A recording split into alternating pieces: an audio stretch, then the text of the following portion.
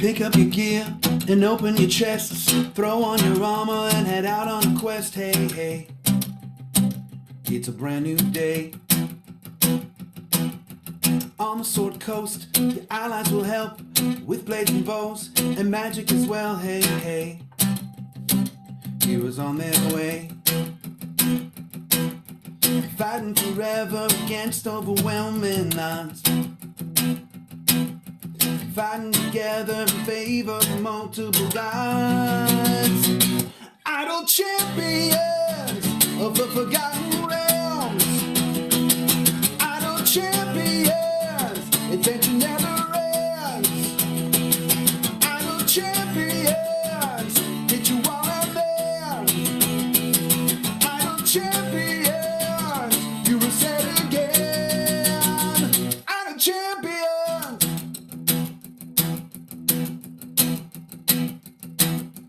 From Waterdeep to Icewind, head out to Chult or Shadowfell, hey, hey. Together we stay. Walk to the monsters, walk to the boss, walk to the right, it's never a loss, hey, hey. Bad guys to slay. Fighting forever against overwhelming odds. Fighting together in favor of multiple gods. Idle champions of the forgotten realms. Idle champions, adventure never ends. Idle champions, get you all out there. Idle champions, you will say it again. Idle champions.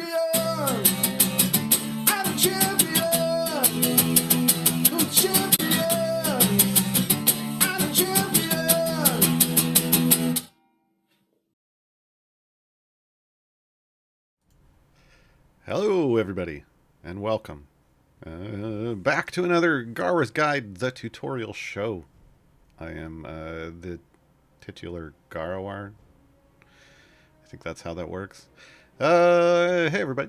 Today, we're going to be talking about time gates. We've done a time gate tutorial show before. We haven't done one in a long time.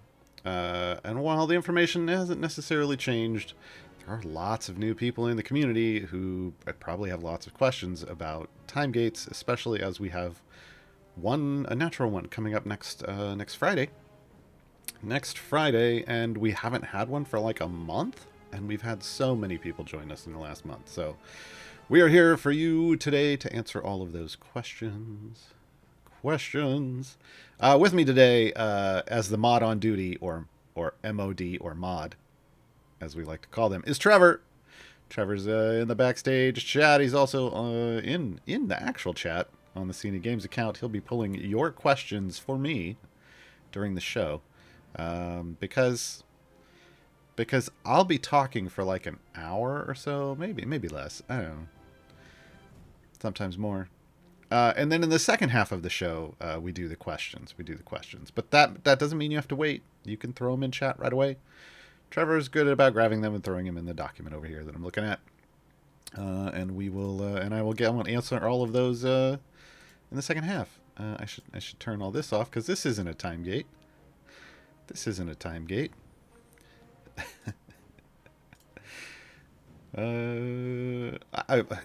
see Taboo Mantis going, I assume Gaarawarr said, we doing time gates. Yeah, I should have just called the show that. We doing time gates.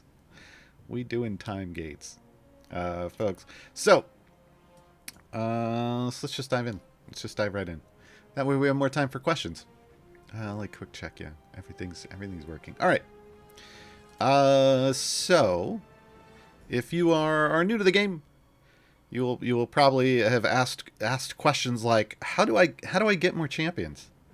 And someone would have said, hey, events. Like the event we're in right now, as we're recording this, Festival of Fools. Hey, look, you can grab 3 champions. Briv, Alindra, Tatiana, a Fool's Errand. But then somebody would be like, oh, but there also used to be 2 other champions in a Fool's Errand, but you can't get those anymore. Well, and you'd be like, well, why not? Why don't they just give you all the champions? Well, because that's way too much to do in one event. That's a lot. That's a lot. So what they do is they limit things to 3 champions in an event, and that means that all of those older champions from years 1 and 2 currently are the ones that you can't get in events anymore, or year 3 that have come before now. You get those in a time gate. A time gate is basically a magical way to go back to a moment in time and unlock something that can't currently be unlocked via normal means. You can do 2 different types of time gates. There are manual time gates, and there are natural time gates. Right now, it says there's no gate currently open. Big letters right here. So the only way we can open a time gate is to use time gate pieces. I happen to have 6 or 7 over here. It takes 6 time gate pieces to open a time gate manually. So if I were to go in and do it right now, this is what would be called a manual time gate. Or we can wait for a free gate that's available in 6 days, 3 hours, 53 minutes from right now. That's a natural time gate. So these naturally open usually every 3 weeks. I say usually because we are in an unusual time where we had 2 events back to back. But the normal cadence of time gates is that you have an event. It lasts for 12 days. It ends on a Monday. There's a content drop on a Wednesday. And then that Friday, there's a natural time gate. And then the next Wednesday, an event starts again. So usually the time gate is what happens in between events, so that you basically, even if there's an event going on, then you're still able to grab a champion from the past or gear up a champion that you just need more gear on, right? No natural time gate at the moment, but if it was, it would just say, hey, natural time gate open, and then we give you a period of time. And you would be able to click over here, view available time gates. It would take you to this page, and at the top, instead of most popular champions, which is what it's sorting by right now, it would just have 3 random champions, and it would say free in big letters on these. And down here, it would still show all these others, but it wouldn't say free, which means if you had 6 time gate pieces, you could still pick one of these, but you wouldn't have used your free time gate. Your free time gate would be one of the 3 at the top. So when a natural time gate rolls around, you will have 3 options to choose from that are chosen somewhat randomly from the champion pool. And you can pick one of those without spending any of your precious time gate pieces. Time gates, when a natural weekend opens up, they stay available for 72 hours. So you get 3 days to choose one. However, once you select your time gate, you then get a fresh 72 hours to complete the time gate. So time gates are limited time content. Even when I'm doing it, even if I do a manual one, which we will do today, even if I do a manual time gate, I still only get 72 hours to complete it. Why is that? Well, there isn't as much stuff to do in a time gate as there is in an event. You don't need a week or 12 days to do all kinds of things because there is only 1 champion you're doing, not 3. You're also more focused on just completing certain goals in a time gate, which we'll get into, than necessarily doing lots and lots of stuff.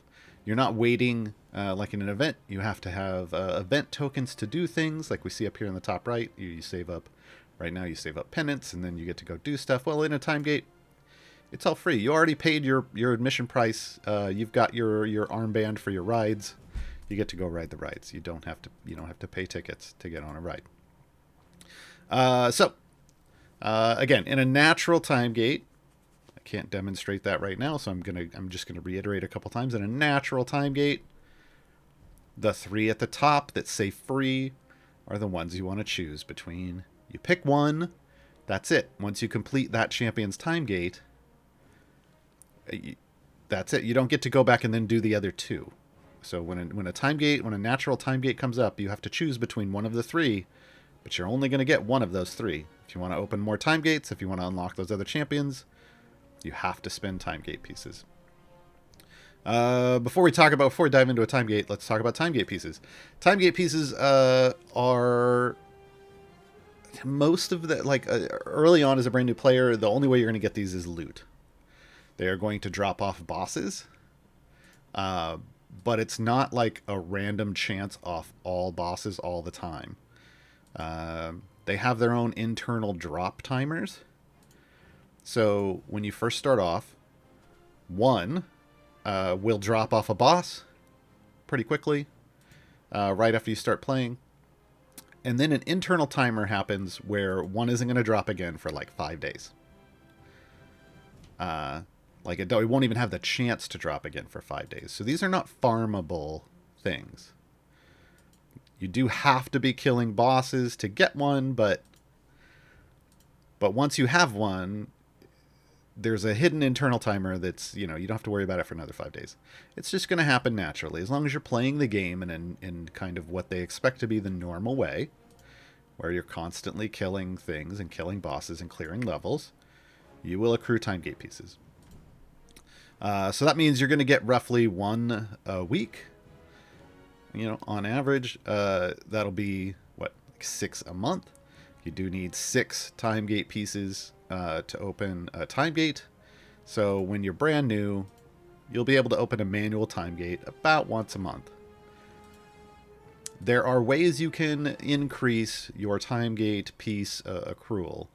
There is a blessing in the game that will double the number of time gate pieces that drop from bosses. It is a higher level blessing. It is something you're going to have to work towards, but once you get it, that means you'll get 2 every time it drops. There are also time gate pieces available in the patron stores. So once you have unlocked a patron in your progression, Mert is usually the first one.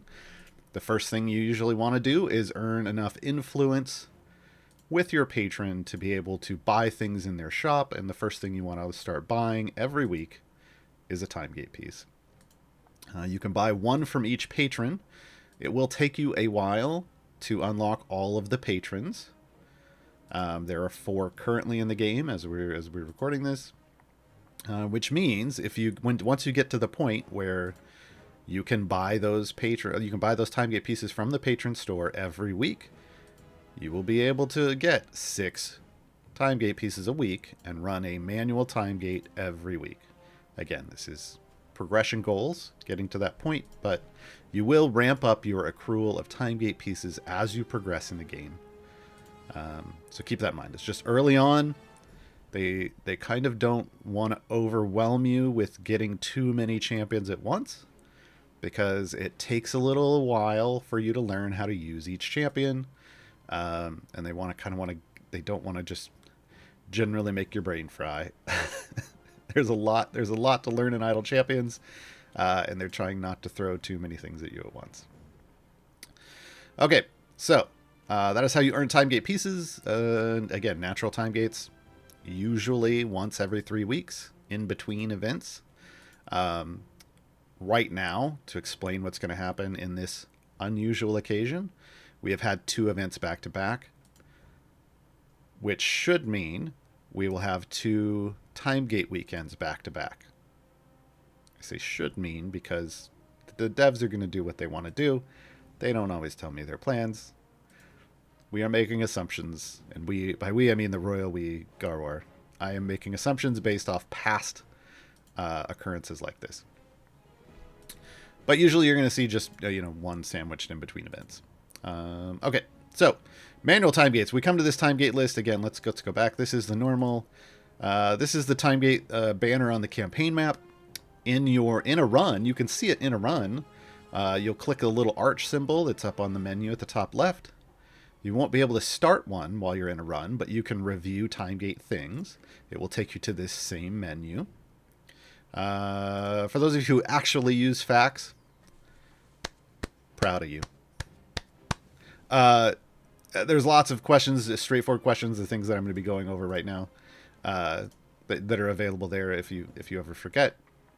But this is the menu. Once you have 6, you can use one. I have a couple more than 6.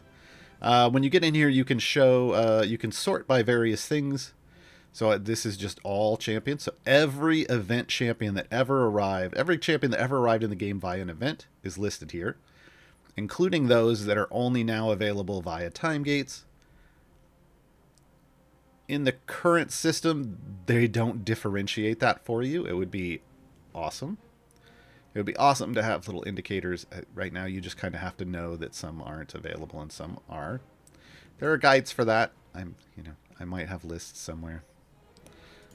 Drink. You can also sort by, hey, I want to see all the ones that I've owned, that I currently own, which that doesn't change this list for me. Or you can sort by unowned. So you can actually go in and go, well, who do I not have yet? And it will show you. It will show you. It's not broken. It would show you. I have all the champions, folks.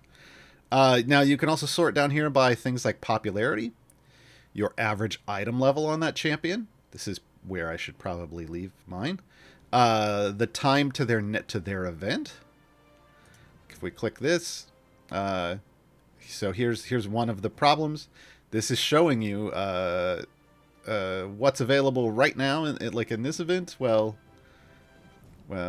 this isn't, or this was oh no, wait, this is the last event. But these two weren't in the last event because they don't exist in events anymore, right? There's an alphabetical, that's fantastic. If somebody has just told you, hey, you need to go get this champion, you could just sort and go find them, by name. That makes it very easy. Again, item level is one where you can go, from the lowest average item level on a champion to the highest. This is probably not one that you'll use right away.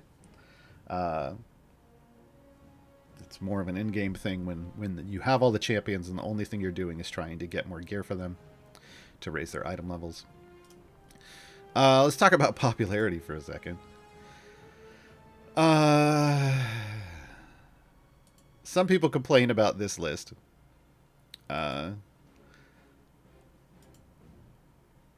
It is generated quite literally by what time gates people, like players, are actually running in any given time period. It refreshes regularly. However regularly, I don't know if it's like every week they rerun this data or what, but they're basically looking at literally what people in the game are running time gates to get. This is not about usage of champions. This isn't the most used champions. It's popularity. These are the champions that people are have actively been running time gates for in the last week or so. So this is what this is. So take that with a grain of salt. That doesn't mean these are the meta champions. It just means they're for whatever reason, they're the ones people have been running time gates for recently. If you want to know things like who's the best champion for me to time gate, or what are the meta champions that I should put on a list for time gates, or things like that, you can ask in chat today. But B, that's the answer is usually we need a lot more information to figure out what champions you should be getting, because there's more to it than just who's the most used. Because of other systems in the game that you want to look at. All right, so that's the sorting. Let's hop into a time gate. As you can see, though, you'll note that in this information window, not only do you see the champion, this is showing these are not the normal appearances of these champions. It's actually showing what skins I have on these champions, which it's kind of neat. It kind of makes it a little difficult probably for you because yours are going to look different. Up here in the top left, it has this 50 and 75 in a little box. Well, what does that mean? When we hop into this, you're going to see that there are two regular adventures to complete, a variant to complete, and then a free play. The 50 and the 75 are how far you need to go in the two regular adventures to be able to get the rewards for those adventures. Now, it may look like it's always going to be 50 to 75. That's not the case. Down here on Narak, you'll see it says 100 and 125. Ben went 100 and 125. This is because when you do a time gate for a champion, when you come in and you do a manual time gate for a champion, the goal area increases by 50 for the next time gate for that champion that you do. So I had previously done a time gate for Narak, and that moved the goals up from 50 and 75 to 100 and 125. This is a constant thing. If I were to jump right back in and do another Narak, it would go to the next one would be 150 and 175, and so on and so forth. This is to discourage you from just focusing on one champion and going all in on one champion. Because in truth, if you're a newer player, you should be getting different champions and going to different champions and getting different gear. However, just because this goes up doesn't mean it's always going to be that way. If you come in to manually do a time gate again, and you choose a different champion instead of this one, this is going to go down, but it's only going to go down by 25. So it would drop to 75 and 100, right? Which means you would need to pick 2 other champions before it would go back to normal. This is why a lot of times you will hear us recommend that people in the community will say, if you're farming gear for champions, you want to do a 3 champion rotation in your time gates, because you do the first one, it bumps up by 50. You do a different one, it drops down by 25. You do a different one, it drops down by 25. And then you can go back to the first one again, and it will be back to 50 and 75. It makes it really easy if you just want to cycle things quickly. And you don't have lots of account power. That's kind of the rotation you would want to do. But, which 3 champions is, whatever 3 you're looking to improve their gear on, right? So that can go up and up and up. I don't think I have any super high. Some people in the community have these. Oh, well, Corzone's up at 175, 200, but some people that have focused very specific champions have theirs way up, but they have tons of power. They can easily complete those levels. It's not a big deal. I like to keep mine as low as possible. So I'm going to do one of these. I'm going to sort mine by item levels because that's when I'm looking to put gear on a champion, I try to put gear on the lowest level. That's probably why my Corazon is at the highest number, is because they're the ones that came up the most. We'll go to Ishii instead. So here's what happens. I clicked on Ishii. Hold on. Other information here. It's going to show you gear that you have for that champion. If you've already unlocked that champion, it will show your gear for them. If you haven't unlocked this champion, it shows you the other champions you own in their bench slot. Okay, I can't demonstrate this because I own all the champions. But instead of this, it would show whoever else you owned in that bench slot. That's a way of letting you know who this champion would be competing with for usage. So you have that information. All right, so I'm going to click on this. It automatically tells me, are you sure you want to do this, basically? Because this is going to cost you time gate pieces and you're not getting them back. And then it tells you the level requirements for the first and second adventure. It doesn't tell you the level requirement for the variant, because the variant that you would be doing is going to be selected kind of at random. The variant is one of the 3 event variants that arrive with a champion. If you've done an event by now, you'll know that there you unlock the champion, and then they have 3 variants of different difficulties and different goals. You can do one of those variants in a time gate. This is what allows you to go back with those time gate champions and actually get the achievements for doing all their variants, even though their events don't exist anymore. You just would have to do 3 of them. The way that works is, if you've never done that champion's time gate or event before, it will just give you one of those 3 at random. The next time you do a time gate for that champion, it will know that you've done one. It will give you one of the 2 you haven't done. And then the third time, you're guaranteed to get the one you didn't do. After that, it's just going to randomly assign you one.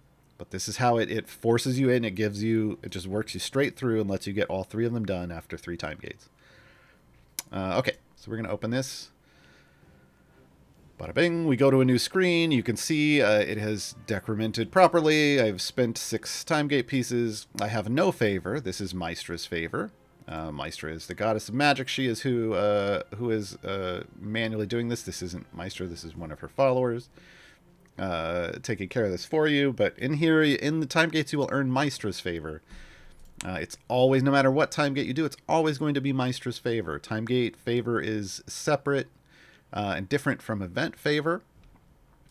because it converts differently back to your regular campaign. As I hope you know by now, the favor that you earn in an event acts as a multiplier against your main campaign favor for the campaign of your choice, thus giving you a nice little boost once the event is over. This is why it's nice to push as far as you can. I pushed very far in this event. But in an event, you get a nice bonus of like for every one of these E01s. So I have 45 orders of magnitude. I get a 10% bonus. So this would be over 450% because I've got some extra over here, right? In a time gate, the bonus is only, instead of 10%, it's 2.5%. So it's not as big of a multiplier. So the favor multiplier is kind of a secondary thing. Your main goal here is to come and get gold chests. Or unlock a champion. That should actually be the first main goal. To unlock a champion. So if I didn't own Ishii, for complete Area 50, Ishii would be shown as the reward, but you would get Ishii and a gold chest, to be clear. You do get both. Once you already own the champion, it's just the chests. Obviously, you can't unlock the champion again. You already have them. You'll see your timer down here for how long you have left, and you'll see a big red close gate early button and instructions to click and hold. See, it doesn't do anything if I just click it, but if I hold it, you'll see it's filling up. This is kind of accidental click protection, so because you spent 6 time gate pieces, you don't want to accidentally close this gate early and force yourself to go get more. I'm going to explain something that I wish they'd just take out of the game, because it's a holdover from the old time gate system. When you manually, when you open a time gate like this and you haven't done anything, technically, you can close this gate and get 2 of your time gate pieces back. It doesn't make a whole lot of sense, probably, because you're like, why would I spend 6 time gate pieces to get 2 back? In the old system, manual time gates work the same way as natural time gates work, in that they just rolled the dice and you got 3 random champions. And if you didn't want anything for those champions, you could pick one, and because you paid to roll the dice, you would pick one and you could at least get 2 of your time gate pieces back. Now, you can choose any champion you want, folks. So don't think about that. Come in, do all the things, get all your stuff, then close your gate. It just makes way more sense, folks. Way more sense. So, complete Area 50, complete Area 75. You got to do these in order. And then we've been assigned a random variant. In this one, hey, we got lucky. I only have to get to Area 75. It tells me the restrictions right there. There is still a free play. The free play, you'll see, it doesn't cost anything. Because unlike events where you just run free plays over and over to get extra chests, that's not a thing in time gates. These are your gold chests. These are the only gold chests you're going to get out of this adventure. And if you want silver chests from a time gate, because if you'll note, there aren't any here, you get those by actually pushing far in a time gate. For every unique 100 levels you can push, you will get one silver chest. There are new bonuses in the game that can raise that number, but for a new player, every 100 unique areas you go, so the first time you reach 100, then the first time you reach 200, then 300, etc., you will get 1 silver chest. So if you can push 500 levels, like if you can get to 517, you will have gotten 5 silver chests. This, obviously, this is kind of a lesser bonus, but it's item levels is basically what you're trying to get by pushing, is you're just trying to get more item levels via those silver chests. So we're going to hop in and we're going to do this. There's something I'm forgetting. Chat's going to remind me at some point. This happens every time, folks. There's a lot going on with time gates. All right, we're going to hop in. We're going to hop in and we're going to do time gate.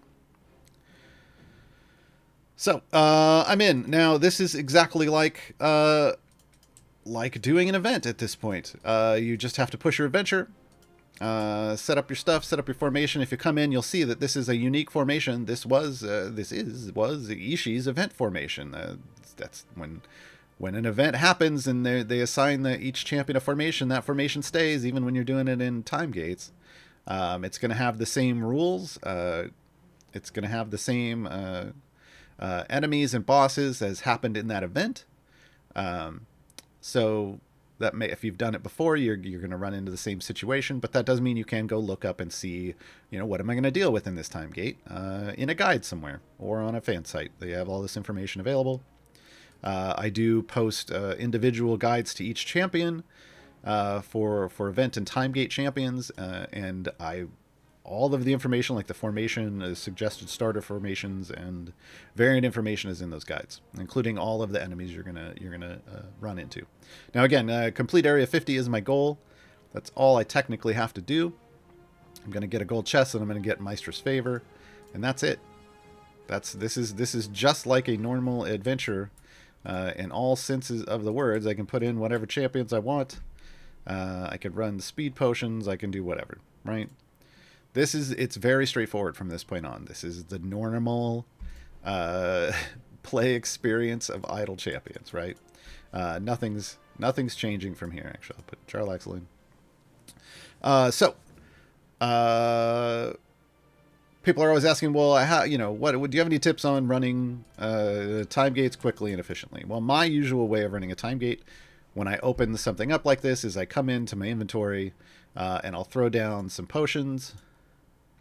Like this. I'll use these. I use these medium potions because I have a lot of power. I know I can move quickly through an adventure just using these mediums. I'm out of medium speed, so we're going to do a large speed.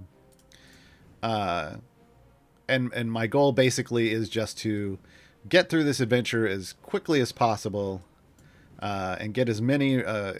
Just grab as much favor as I can get from about 15 minutes. Now, if you're a newer player, you might want to use an hour.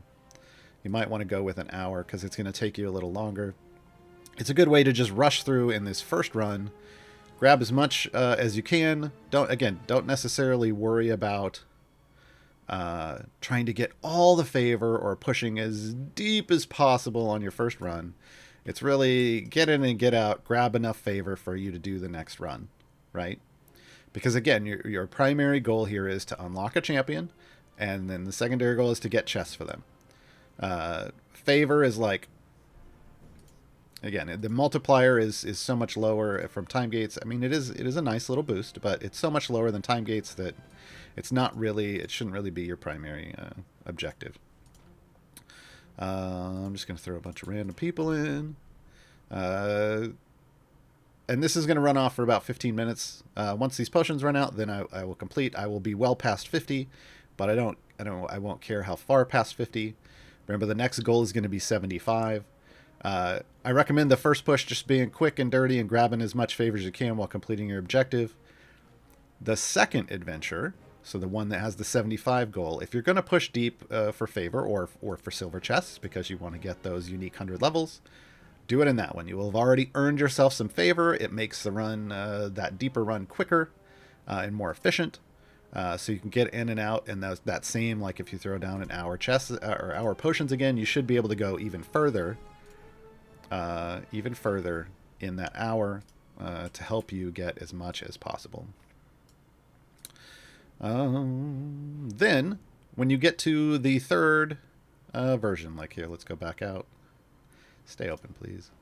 When you get to the variant, after you've completed this, and you've completed this, and you've done kind of a semi-deep push and grabbed maybe a silver chest or two, maybe, if you could get past 100. If not, it is what it is.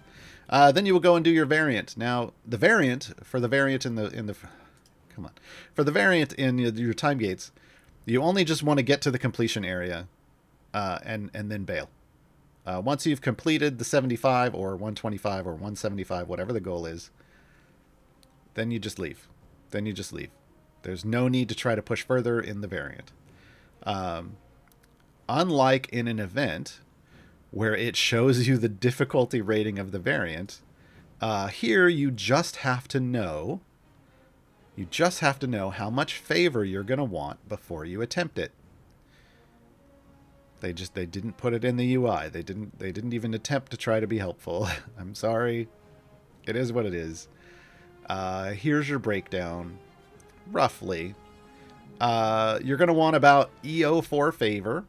We use scientific notation in this house, but EO4 means you're looking at like 10,000 favor, because the decimal, there's you've moved the decimal 4 over from the 1 point whatever, right? EO4 favor should make a complete area 75 easily doable. It's not a whole lot of favor, so it shouldn't take you too long to get that. 125 is going to want like EO6, like maybe shoot for like 5 EO6 or higher. Hey, we completed it. And then if it says 175, if it's the difficult one, you're going to want like 2 EO8 or higher, right? So those are your favorite goals. Again, I try to put those in my guides for you, because the game just isn't going to tell you. The game isn't going to tell you if it's you know, if even the game considers it doable or not yet. The game isn't going to tell you in a time gate. So you just have to remember these things. Okay, hold on. Let me make sure because I'm still cruising along. Of course, we're going to throw in Raven Queen Havilar. Again, I already met my goal level, but I'm going to keep going again until these potions run out, because I want more favor. That would normally be the thing. That would normally be what I do. We can leave it like this, because I think we've explained all the things here. So, again, just to come back, you can't open this window up during a run just by clicking that button. That's the easiest way to do it. Now, once you run a time gate for a champion, it will tell you up in the top, buy recent champion chests.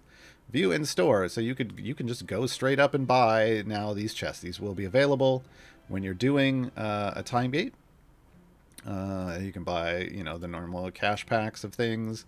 And if there was a golden epic that was a sweetener for this champion, it would be shown here. I clearly already own it, or else it would be here. So normal interface here. There is a weird interaction right now where if this was Ishii's event that was going on right now, and we opened up a time gate during the event, it would show that you can spend your event tokens on a gold Ishii chest like it would for any event champion. I'm going to tell you the same thing I tell people during events. Don't. Please don't. Please don't. Your event tokens are much better spent running free plays in that event for the champions that are available than dumping them into a time-gated champion. Are there exceptions to that? Sure, but they are very high-level exceptions. You will know how to make that decision when you get there. If you don't know how to make that decision, you're not there yet. So please don't spend those. Please don't spend those. But if you want to support the game and you want to throw some cash on a champion, this is how you would open up their chests in the shop and be able to buy them, as you would just run a time gate. It is going to track your equipment as you get equipment, so you can see your progress if gear was your goal. It's going to do that all pretty easily. I swear I'm forgetting something. Hold on. Let me look at this list real quick, folks. There's something that I always forget when I'm talking about time gates. Something that I always forget when talking about time gates.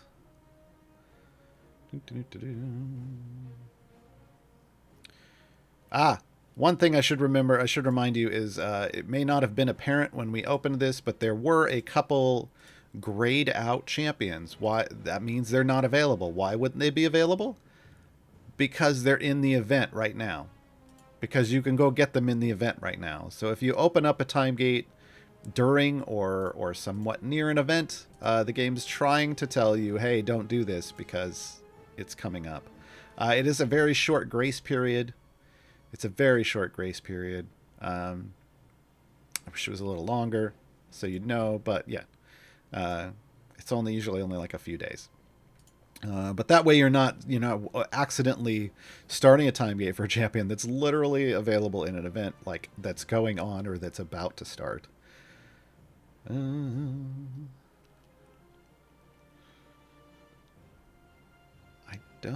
can't remember what I'm forgetting. Obviously, I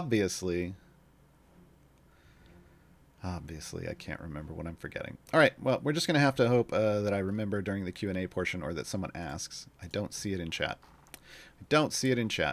So we're going to go with that, folks. That's time gates. I guess I could check the FAQ real quick. Again.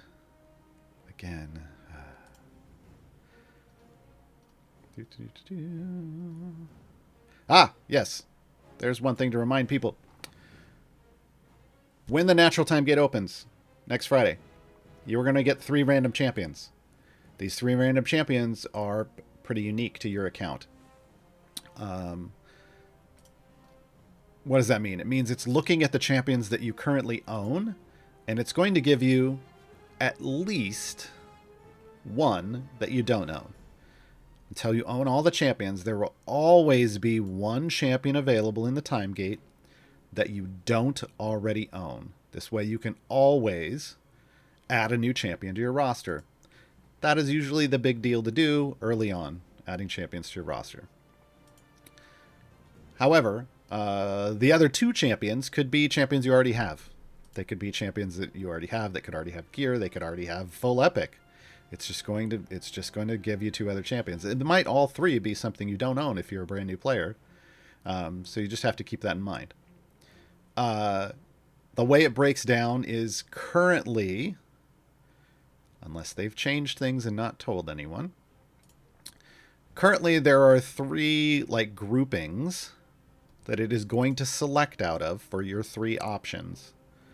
The first grouping is going to be year 1 champions.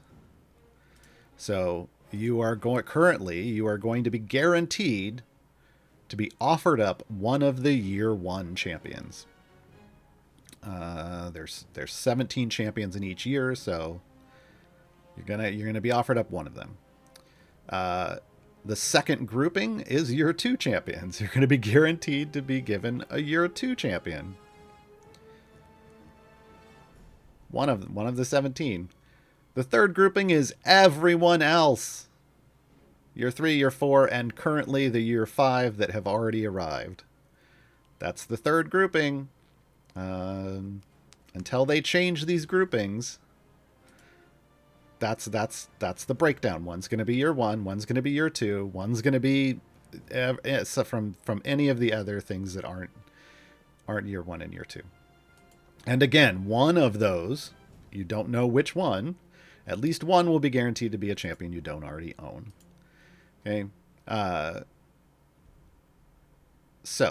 There has been a lot of talk about potential changes to how this would work. Until it actually arrives in the game, just know that's how it's going to work. For now.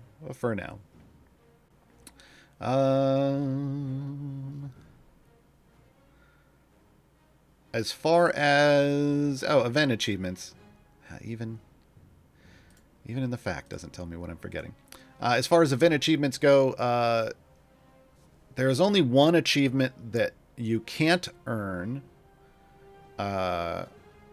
outside of an event. So let's just go do that. So if you are looking to do achievements in a time gate for some reason, you want to get these done. Let's say you open up a Strix time gate. Well, obviously that first adventure is going to unlock Strix. Boom, you get that, right? You're going to be grabbing chests, so that would be able to get you gear for each of Strix's equipment slots. But also remember, once you've unlocked the champion, their gear will drop out of Electrum chests too, and you get plenty of Electrum chests. Like there's one on this screen today, right? So that's the way you can get this achievement. It can be done at any time.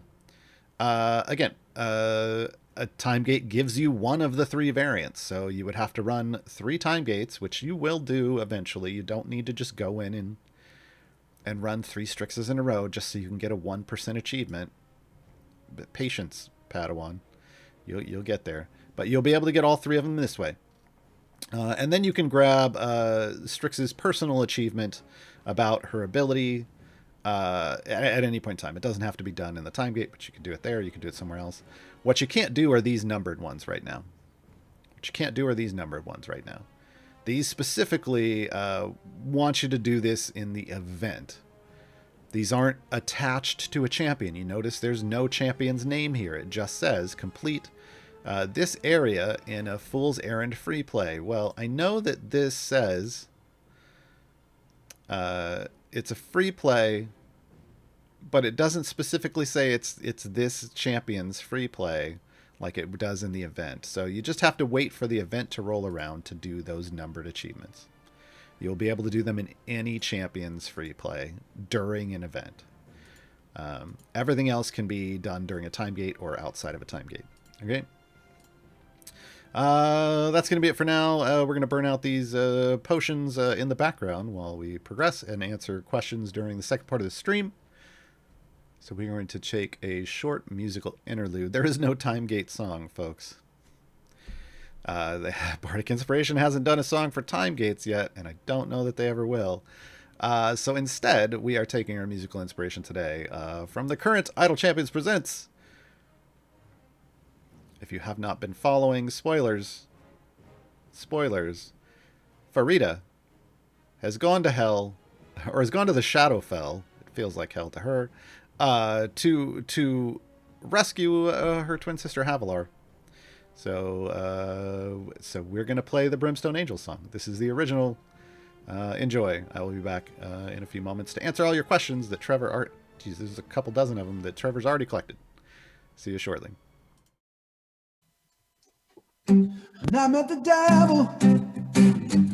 It was a cold and stormy day. I was slightly disheveled, but I felt a spark there anyway. It taught me Eldritch Blast, and I was sure this love would last. They all told me no, but he's the devil that I know.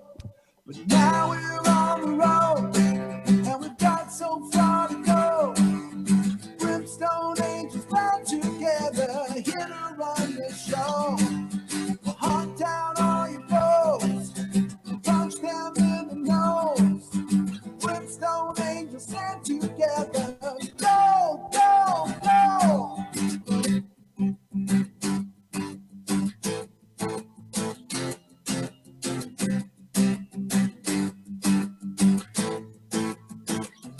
Summon the devil.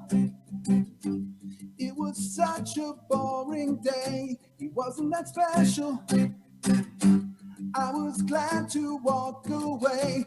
But when we got kicked out, you needed me to bail you out. I raised my blade and sent devils to their grave. But now we're on the road, and we got so far to go.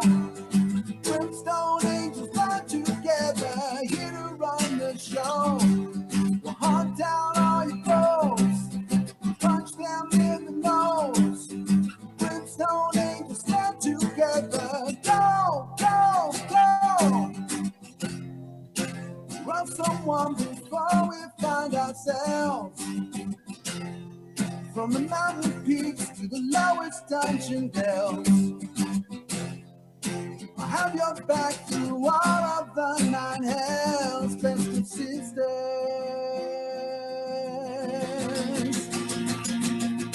But now we're on the road, and we've got so far to go. Brimstone angels bound together, here to run the show. We'll hunt down all your foes, punch them in the nose.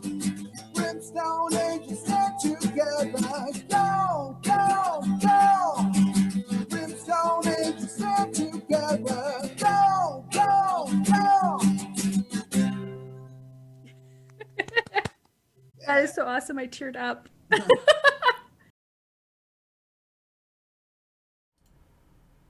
I love that song. You can hear the fully produced version of that song by going into the jukebox and choosing Brimstone Angels Go, Go, Go. Right there. Right there. It's pretty great. All right, I'm going to dive into the question list. If you have questions, we got a little over an hour to answer questions, so I guess I can talk slower. That's how that works, right? Probably not. Probably not. So I'm going to hit up the questions that are on today's topic, which is time gates and generally related to time gate things. And then I'm going to go back and hit up all of the others. So don't think that I missed your question. Trevor should have grabbed all the things. So I will get to them. Okay, Amorden71. Does opening silver chests at the beginning of a time gate help start it faster? Not really, no. Would it be better to open them all at the end for more favor? I mean... So here's the thing about silver chests, folks. I definitely recommend that that if you're going to open silver chests, you do it at your wall, because the gold that comes out of silver chests is determined by how far you've pushed. So if you open them up on level 1, you're just not going to get much gold. But I mean, you do whatever you want with your chests, folks, but I'm just going to say you're really not going to get a whole lot of gold out of them. Here's the thing. Even at your wall, you're not going to get a whole lot of gold out of them, because currently the gold drop is based off offline gold, which is a different formula than active gold, which means that even if you're at your wall, it's not going to be a whole lot. What it can do on that first run is help snowball you a little bit by letting you push a little further, as long as you're spending your gold efficiently. What does that mean? It means as you're leveling up your champions, as you're going through the game, you're buying upgrades that are actually helping you push, and not necessarily, and prioritizing those over cost-wise over ones that are like just a self-damage for your support, which doesn't help you do anything at your wall, right? I mean, eventually you'll look at, like, see, what you do is you would come over here and you would say, hey, Human, yeah, your next upgrade I want, because that's damage all champions. That's going to help my DPS. But the one after that is just for you, and so is the one after that. So I'm probably going to save up and not prioritize putting money into Human until we get down to another upgrade that helps everyone, right? This is efficient spending. So if you're using your gold efficiently at your wall to upgrade things, and you haven't soft capped, which means there would be a circle and a line through this down here, which means there's no more upgrades, then opening your silver chest could potentially help you push further. Not a ton, but a little bit further. Yeah. So they're okay in time gates. It's not going to be some super amazing thing. Usually I recommend people save those for events, simply because event favor means more. Meancap, for those newer players, can you mention the other use for time gate pieces? There's one use for time gate pieces outside of opening time gates, and that is to unlock Mert the Moneylender. When you first start the game, Mert is going to be locked. You won't have access to any of his stuff, and it will say you need all these things, like 20 champions, 2,000 loot levels, which basically just means accrued item levels on your champions. And then you have to pay a one-time fee to access his patronage. And part of that one-time fee is 3 time gate pieces. That seems expensive when you're a new player and you're barely getting any.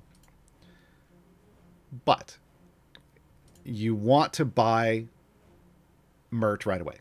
Once you have 3 time gate pieces or more, and Mert is available to you, and you've met all the other requirements, buy Mert. Because as I stated before, the very first thing in Mert's shop that you can buy once you get a little influence and some currency is a time gate piece, which means you spend that 3 up front and you gain it back in 3 weeks. But then after that, you just have extra time gate pieces, right? It's way better than waiting. Get you started on those extra time gate pieces right away. This is the high priority buy for every patron. Once you first unlock them, your first goal is to get enough influence, which requires doing patron variants, to unlock the ability to buy this, and also to have enough currency every week, because the shop resets once a week. You can see remaining purchases this week, to buy one of these every week. This is your first priority. And it will be for a long time until you have all of the champions and you've got them in full epic. Time gate pieces are an insta buy. I don't buy them anymore for obvious reasons. I hope it's obvious reasons. But yes, that's a big deal. That's a big deal. Do that thing. What else we got? So when a natural time gate opens, this is Legendary Dragon 75. I'm paraphrasing the question a little bit. When a natural time gate opens, how do I know who to choose if I don't know anything about those champions? You come to a stream like this, and you say, "Hey, streamer." Usually Mars is on like 5 days a week, or me on Fridays, because usually in the Friday afternoon, usually during GG2E, I throw me all those questions. That's probably the best time, because otherwise it's going to be, oh yeah, Mars isn't going to be around. But Mars will be able to help you with manual time gates 5 days a week. Friday afternoons after the time gate opens, you can come to my show, Gaarawarr's Guide to Everything NL Champions, and you can say, "Hey Gaarawarr, these are the 3 champions I have in my time gate," and you can list them off. And you also want to tell me how many other champions you have in their slot. Why, you may ask? Why should you have to give that extra information?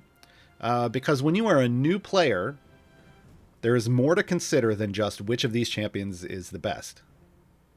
You also want to consider, how do I more quickly get access to the adventure Split the Party?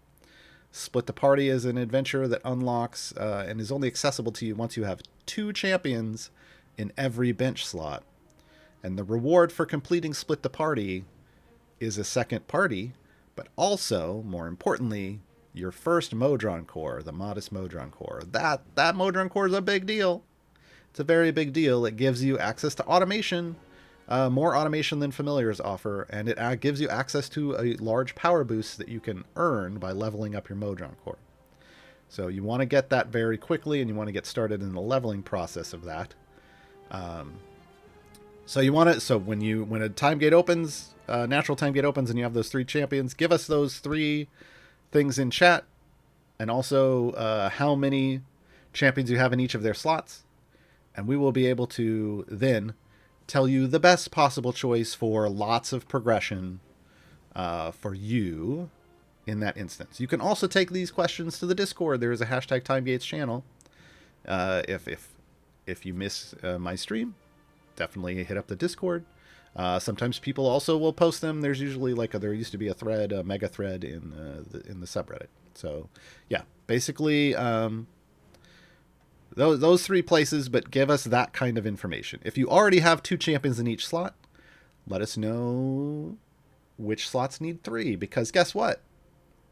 There's a Split the Party 2 as well, and it needs 3 champions in each slot, and you get another Modron core. You get the fast core.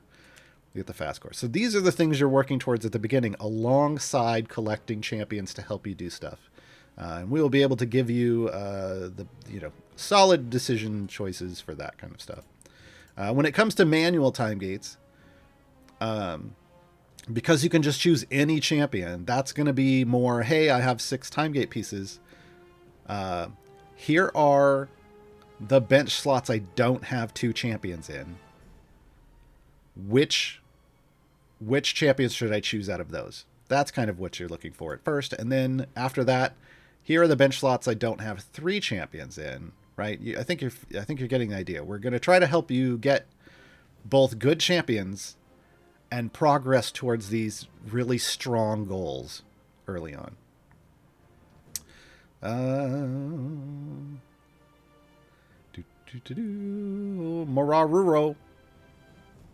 Mararuro. In my Scooby-Doo voice. For the manual time gate, do you agree with the most popular champs list, so to speak? Not always. Sometimes. Because it changes all the time. I have to I have to only give you that answer in the moment. I can't go back and look at it, but I think it had I think Orkira was on there at the very least. Orkira and Zorbu were on there currently, along with someone else. I don't remember who the third was. Or Kira, definitely. Sorbu, yeah, strong. Whoever the third one was, looked okay. But because it's just about what people are actually running time gates for, and not necessarily the most used champions, opinions will vary. For a new player to get champ, should I pick one of the top 3? No. You should just come ask us. You should just come ask us, and we will hopefully you will get not only answers but some context as to why that's the answer. Hopefully. Usually when people ask me that question, I give context. I give some context. Real snowman, are there fake snowmen? Is there a cooldown timer if I open a manual time gate, but after 1 day the free time gate was supposed to happen? Then what happens? Well, so if you are in a manual time gate, when a natural time gate opens, again, the natural time gate will remain open for 3 days. So finish your manual time gate, then go and open the natural time gate. And again, once you open the natural time gate, you have 3 fresh days to complete your run. It used to be that the timer started on Friday and you better open it quick, because if you opened it Monday morning, you only had a few hours, but they fixed that. Now you will, once you open your time gate, you will get 3 days to complete it. So technically a time gate weekend starts on Friday, but if you don't open it until Monday morning, and I'm talking Pacific time here, you'll still get 3 more days to complete it. So yeah, it's not an issue. It's not an issue, but generally you want to prioritize opening. Generally, if you have the tokens for a manual time gate and a natural time gate is about to open, don't open a manual one, because you literally might get offered the champion you were going to select in the natural one, and boy, wouldn't that be annoying. And I'm using annoying as the polite term, right? So wait, if you have time gate pieces to run a manual time gate, wait for that natural, and you're just a few days away from that natural time gate, or even the same week of that natural time gate. Wait for that natural time gate to happen. See what it offers you, and then run your manual one after you finish the natural one. You're going to be much happier. Much happier. Another question from Real Snowman. Will the time gate show if a free time gate is available, but I'm doing a manual time gate? Yes, because again, it's going to give you at the top of the screen, if you open the time gate menu, when a natural time gate has opened, at the top of the screen it will show you those 3 champions, and it will say free. You can still scroll down and pick one of those other champions to do a time gate for. Again, you shouldn't. You should just do one for the 3 free ones. But it always happens that someone thinks, oh, it's free and I can choose from any of these. And no, you would then spend tokens for that one. And then once you finish that, you could then, as long as it's before the weekend's up, you could go up and do the free one. You just can't open 2 time gates at once, because there's only 1 time gate and it's in use, right? So keep that in mind. Fantastic Tanuki, what is the benefit of repeating time gates? People do it just to get more gear for that champion. You know, if their goal is, I want to fully epic out this champion, they will just cycle the same champion over and over and over again. The problem is it gets harder and harder and harder to complete the goal requirements. So again, I usually recommend cycling 3, but do it however you want.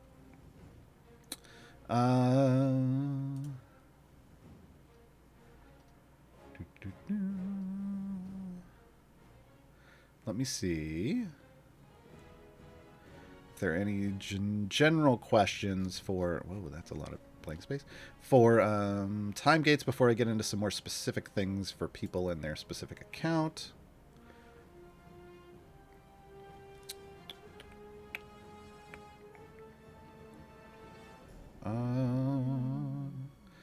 Zujun68, if you have all the champions but you haven't done all their variants, you do a time gate for a champion that you haven't done all the variants for, will you get one of the variants you haven't done yet?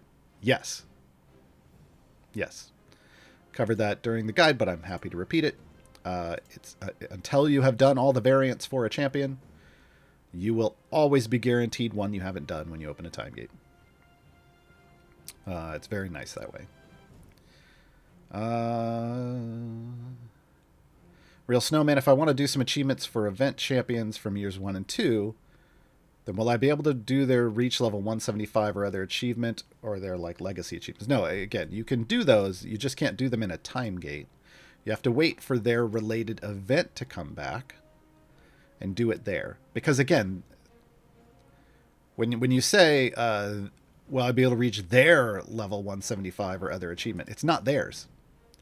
It arrived with them, but it belongs to the event. It belongs to the event. Those level goals belong to the event, not the champion. So they have to be done in the event. And yes, all the achievements, all of the event champion achievements in the game are completable. There are some legacy achievements. I'm going to bring this up because somebody's going to go, but there's legacy achievements. These legacy achievements, specifically, if you'll look, they're for some specific champions. Most of these are core champions, but some are like a couple are event champions. The reason that the event these were changed was because they changed the way tanking, healing, and shielding worked in the game, and when they made that change, it made these achievements irrelevant. Or impossible in some cases. So they legacied these out. You'll notice there's no bonus for having these. There's one more for Calliope that I didn't bother to do because at the time it was impossible. Well, it wasn't impossible. It was just I wasn't willing to commit a week of just sitting and farming Calliope shields to achieve it. So yeah, you don't have to worry about this. All the rest of the achievements in the game, like these champions have new achievements that replaced these that are doable. So it's not a problem. It's not a problem. Trentinator, I think that in events, the first time you complete every 100 levels, you get a silver chest. That's not true. That's time gates. That's time gates. That is how time gates work. Time gates and events are two separate things. If people try to tell you they're the same thing, they're not. Do they both deliver champions and gear? Yes, but they do it in different ways. They are unique experiences. Conflating them is bad.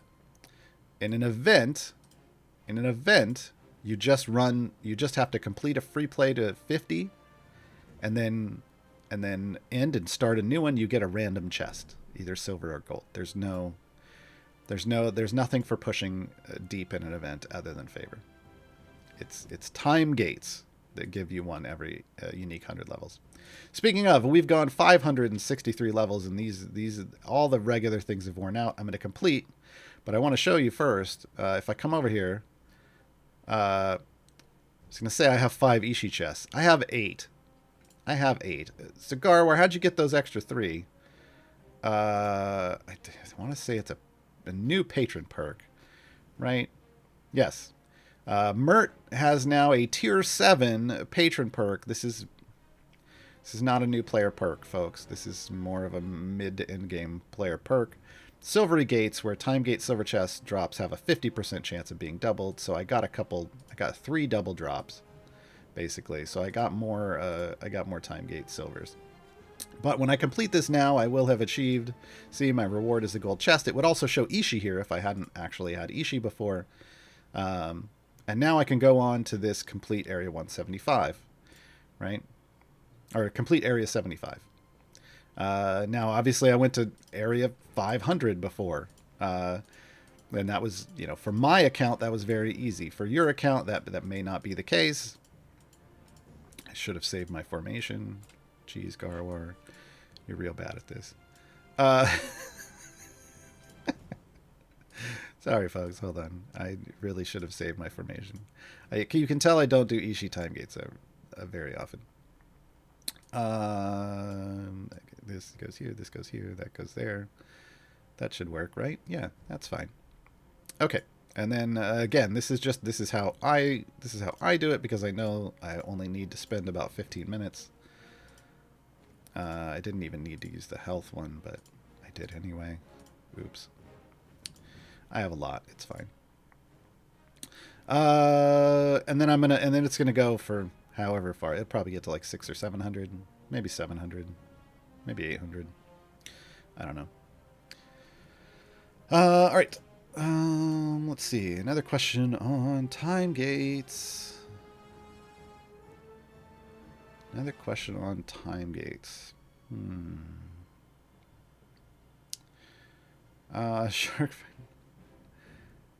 Shark Fighter 9000. Is there a time gate that will let me jump to a distant future where the game actually lets me deactivate potions? No, and it's probably never going to happen. No, I know this is not a time gate question, but we're out of time gate questions, so I'm gonna address this one as the first generic question. It's probably never gonna happen. Why? Would it be nice? Would it be nice? Sure, for players. But here's the problem: you can't. Developers have to make decisions not just about what would be nice for players, but also what prevents them from having to do lots of work. What work would that create? Well, it would create an inordinate amount of tickets when people accidentally turned off a potion, or maybe just accidentally turned off a potion and submitted a ticket to get it back, right? Are there safeguards they could put in to try to prevent that? Sure, but it would still generate tickets when people accidentally did it and tried to get potions back. Generally speaking, you don't make decisions as a developer that generate support tickets. That's a negative flow. That's a negative. You want positive flow. I don't know how else to put that. J-Dog, root beer or juice? Mango juice. Technically, it's like a mango smoothie, but primarily mango notes. Hopefully, I'll have root beer later on today when I'm streaming on my channel, Twitch TV/Gaarawarr, spelled like it sounds. About an hour after this stream ends, we'll be over there for fun and shenaniganry.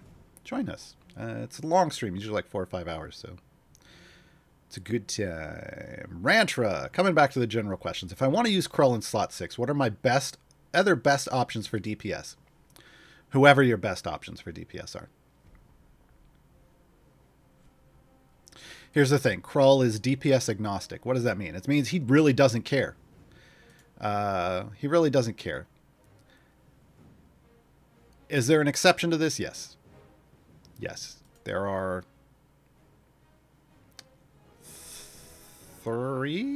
two, maybe 3 exceptions, but they all function the same way. Any champion that attacks the furthest enemy from the group doesn't work well with Krull. Doesn't work well with Krull. Currently, that's restricted to like Jarlaxle and Caddy Bree and maybe one other. There's almost 100 champions in the game now, folks. I forget all these things off the top of my head sometimes. That's why I make guides for that. But with Krull, you don't want champions that attack the furthest enemy. Why is that? Because Krull puts a plague on enemies, and that plague builds up over time, so it takes a little while. Well, by the time that's fully built up, they're not the furthest enemy anymore, right? They're at the front of your line, beating on your tank. So you usually want DPS champions that either target random enemies or closest enemies. Anything but furthest enemies will potentially get those frontline, fully plagued up things hit. That's what Krull likes. But that's literally, it's literally any champion that does that. And that's most of the champions in the game. Well, now and unrelated, but if 2 people send Makos to Trials of Mount TM, it can't happen. That can't happen. It can't happen. Once someone sends a champion, like puts a champion into the thing and says, "Hi, I want to use this champion," no one else can submit that champion. Real Snowman, which champions do you recommend for slot 2 or 3? I have none right now. Well, you have Celeste and you have Nayeli, so you have 1 right now in each one of these. Slot 3 is the easier recommendation. I'm going to do that first. Grama. This is Grama. Say hello to your turtle grandmother. She's totally awesome. You want to grab her. This is her normal skin, but the Druid Warrior Grama is just the best. Grama is a great support debuffer. And she also, because she has the option to be a tank, but you don't necessarily ever want to choose that one.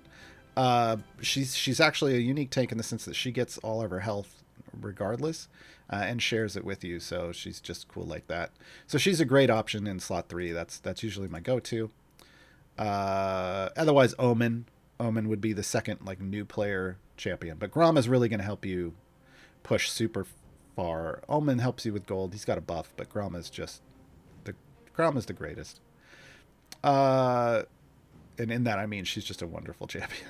She isn't the greatest champion, but she's pretty much my first choice in slot 3. Slot 2 is more complicated now.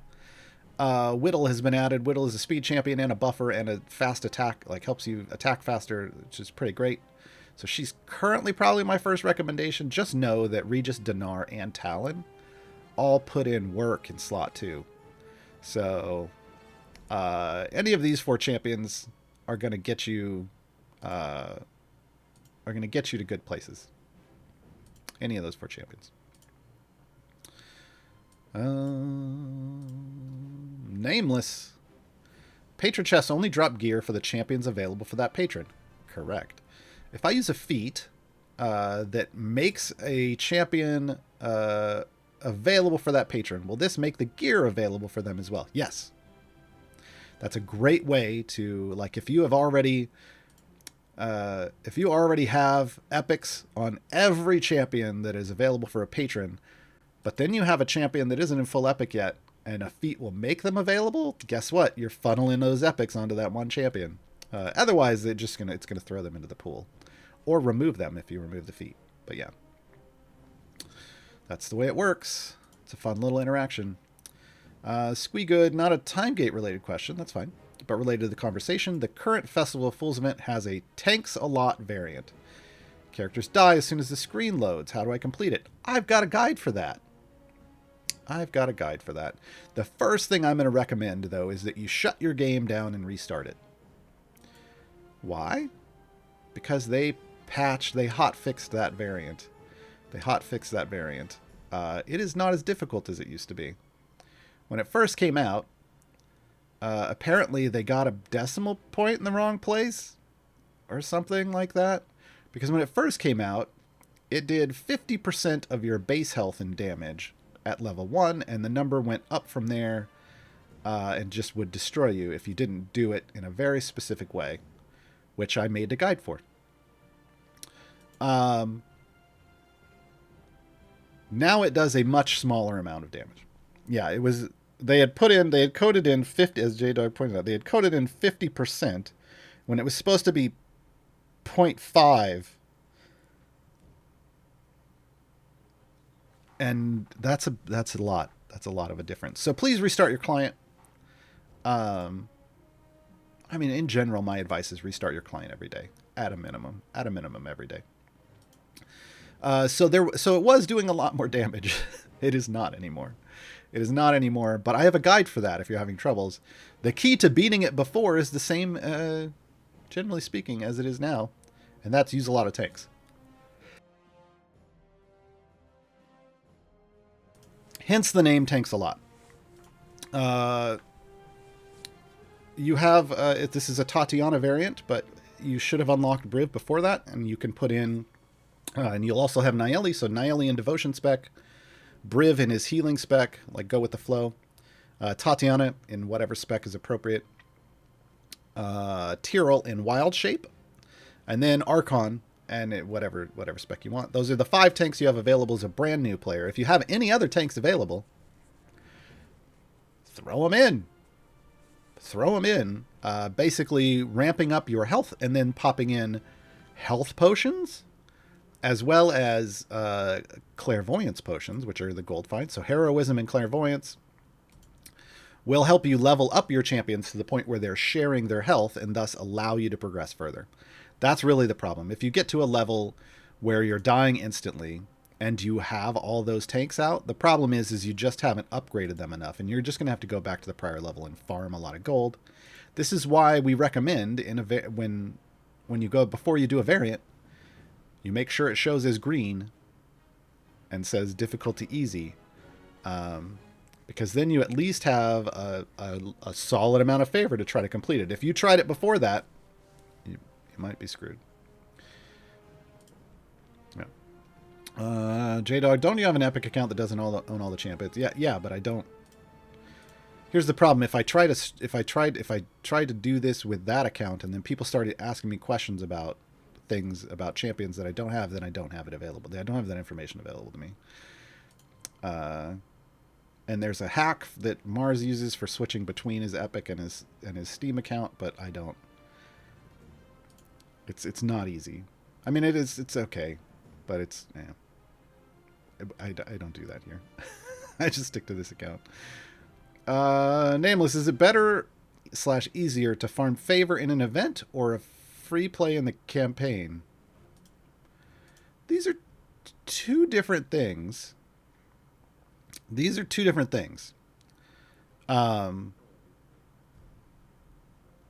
mean, if you're farming favor in an event, it's a very specific favor. If you're farming favor in a campaign, that's a very specific favor.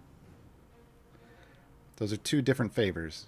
So I'm not sure what you mean better, like which one's better to do. Here's the thing. Events are easier to progress in because they're limited time.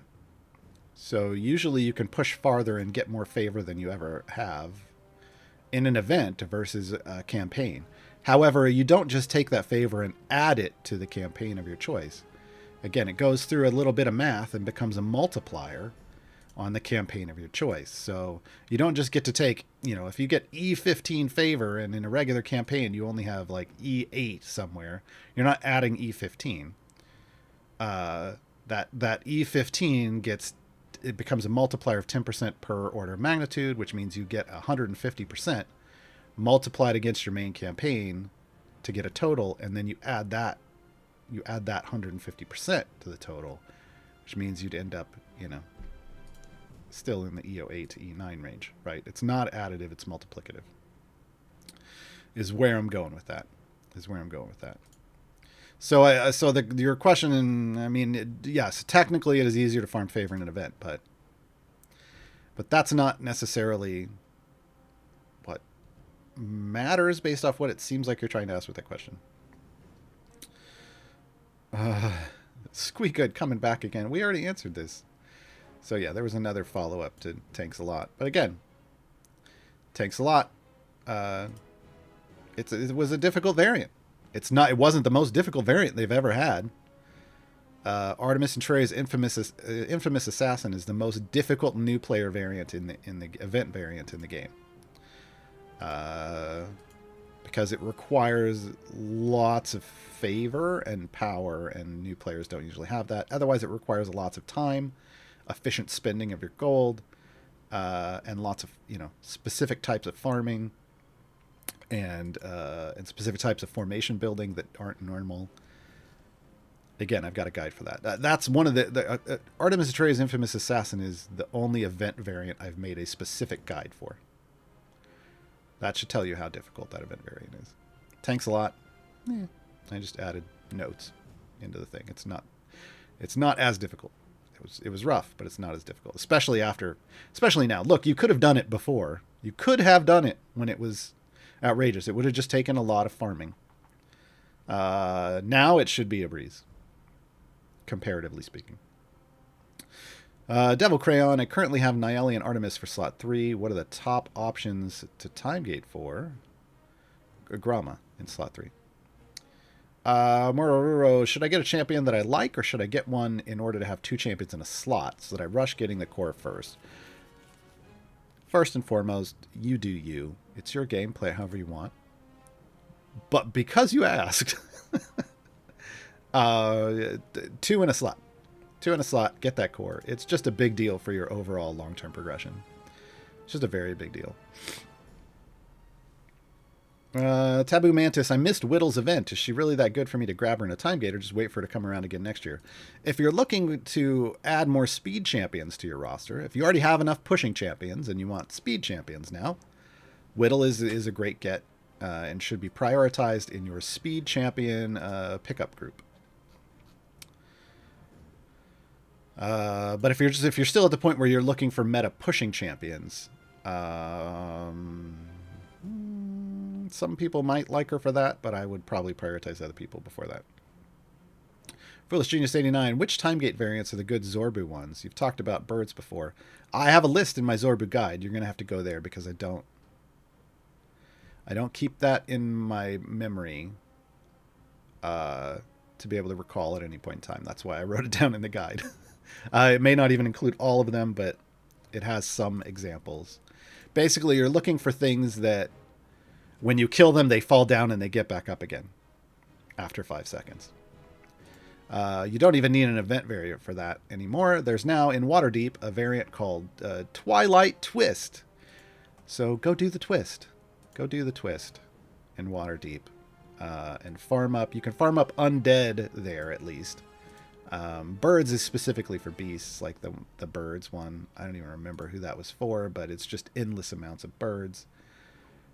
I think I'm a little traumatized from that still. Because it was a lot of birds.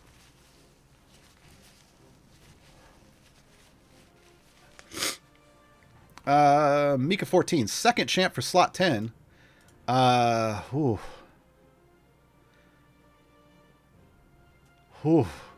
I think that about sums it up. There's a lot of champions in slot 10. If you're brand new, you're probably not to the point where you can go unlock Ikoria, but I just want to point out that Ikoria, this is Mind Flayer Ikoria, but Ikoria Stone Marrow is available as an evergreen in Waterdeep. If you're not there yet, don't rush it. You need all the accrued power to get there. Generally, I recommend Havilar because for newer players, this is Havilar.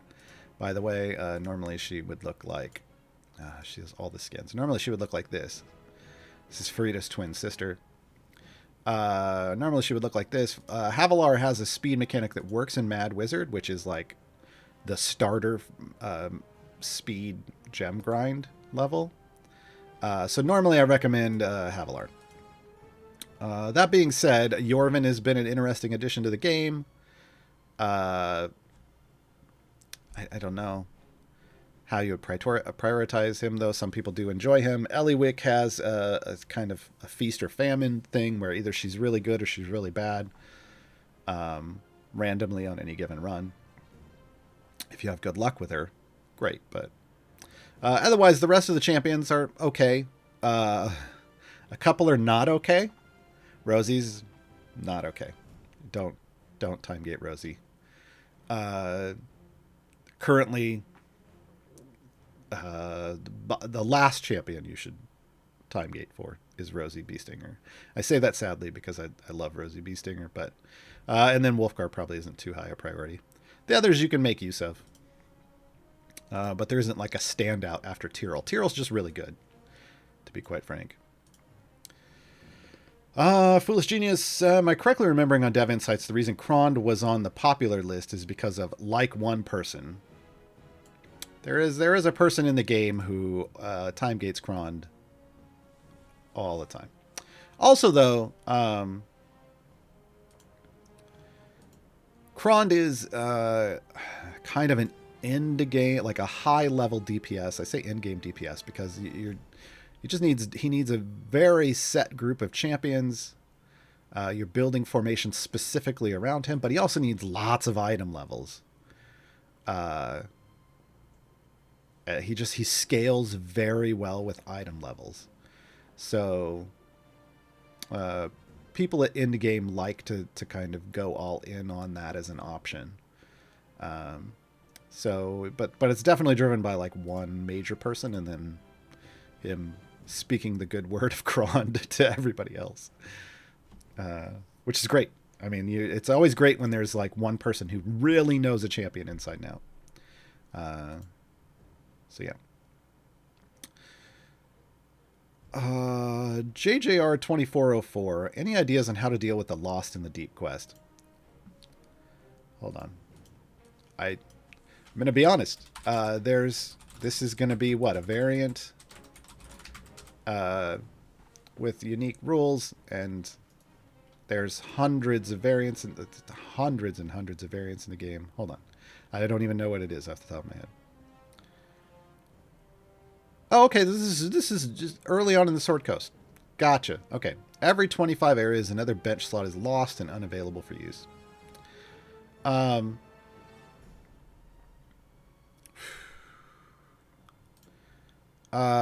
Favor. Get more favor. Get more favor. There's also a very specific strategy called bud spiking, where you drop back to level 1. I'm not sure if it's usable here. The thing is, I can't go test this out. I'm not sure if it's usable here, where you would drop back and you would put in a full formation and then you'd use a fire breath potion and move forward. But yeah, it's favor. Favor is generally when you're in a new, like a low, like a kind of an early on variant like this. Favor is going to help you out a lot. Also keep in mind, I mean, you don't have to do it right away. Here's I'm going to link you to one of these wikis, because what it does is it tells you which bench slots are going to become lost, because this actually follows an actual pattern instead of being random. So you can kind of plan in advance. That's the best thing I can tell you to do, is plan in advance. But really, it's going to be about getting more favor, so that as you lose potential champions, you have the favor to compensate for their loss. Inna Krieger, I'm very new and just started playing. Welcome. What should I focus on to make some progress? Well, the event is still technically on right now. So, you know, at least go grab... Oh, that's the wrong button. They're throwing me off with all the buttons right now. At least go pick up these 3 champions, even if you can't get gear for them. You can definitely unlock all 3 of them. Champions are a form of power in the game, but they're basically puzzle pieces that help you do stuff. Do things you can't usually do. So go try to go unlock all 3 of those. I've got a guide for that on the subreddit. Look for the guide to Tatiana and Festival of Fools on that link. Otherwise,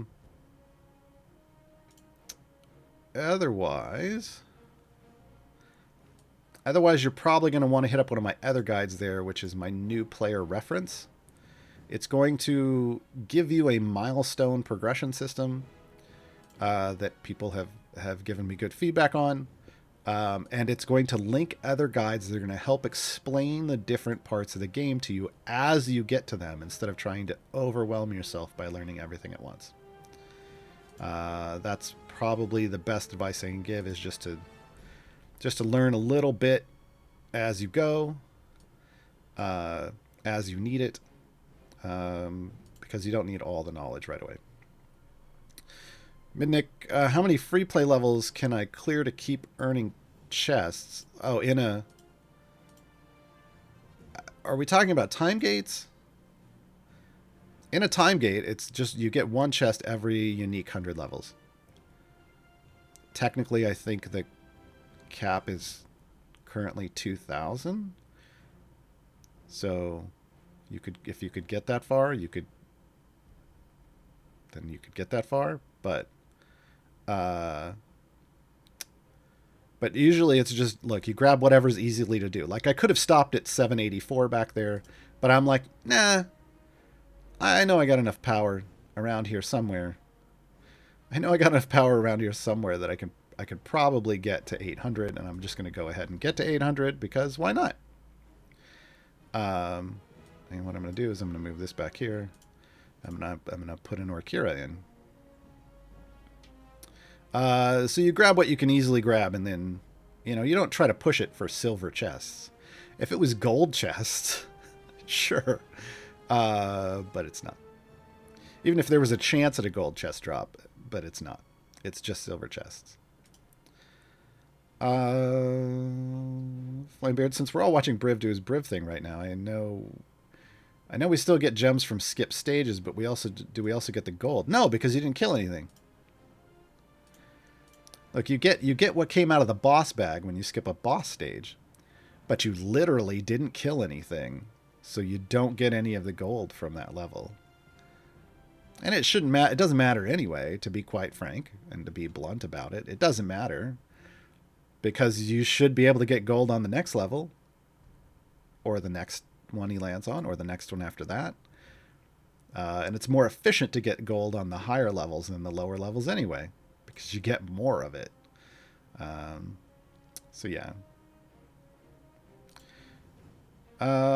Super Collins, what is the quickest attack speed you've ever reached with Whittle's bonus? Oh, I don't, like 0.93 or something. I think on a regular champion, and then Ishii attacks faster than that by like a quarter second. Again, to kind of be blunt, it doesn't matter. This game doesn't function like that.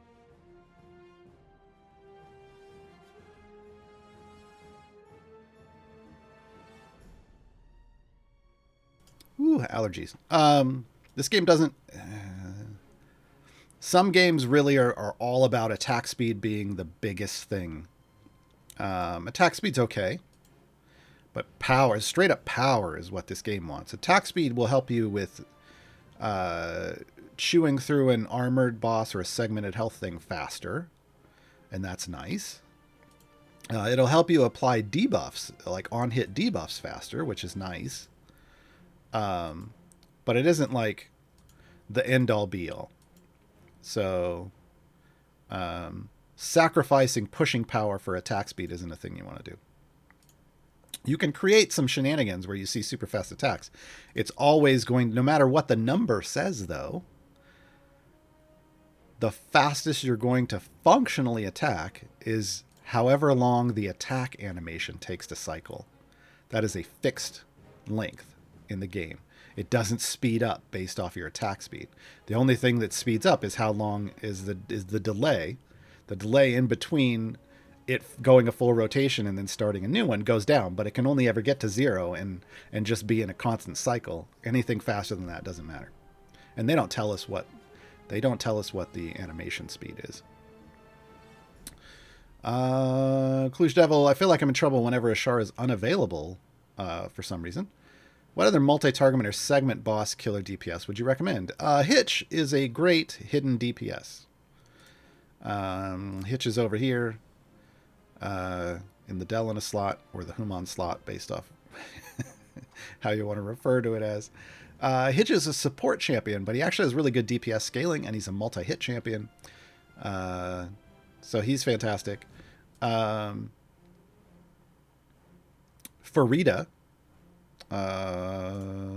Farida. Yes, Farida's right here. She's hiding in her hood, in her Shadowfell hoodie.